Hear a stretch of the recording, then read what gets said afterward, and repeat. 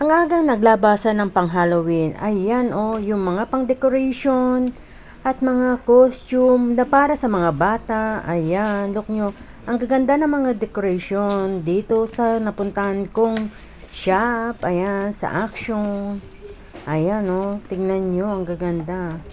Action kung tawagin dito. Ayan.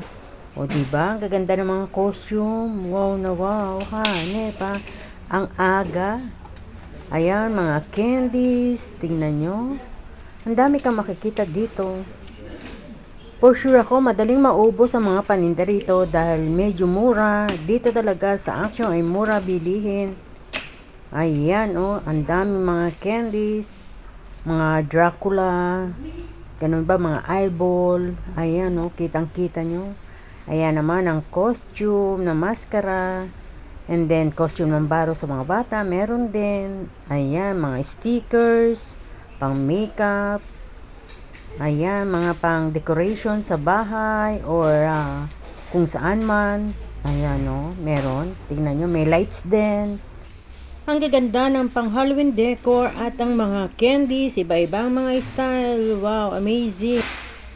Kahit ang mga paper bags pang Halloween din, diba? Ayan, may brownies din na pang Halloween.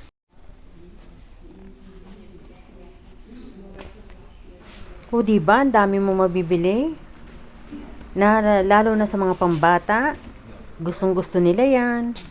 Ayan.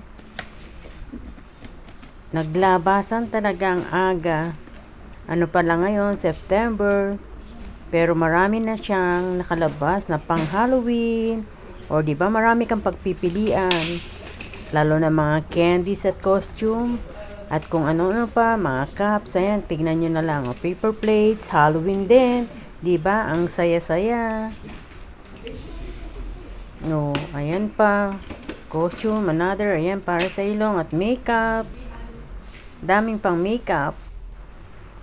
Happy ako dahil malapit ang store na ito sa bahay ko, kaya natutuwa akong maigi sa store na ito. Ang dami kong nakikita. I hope nagustuhan nyo ang video na ito. Hanggang sa muli po. Bye!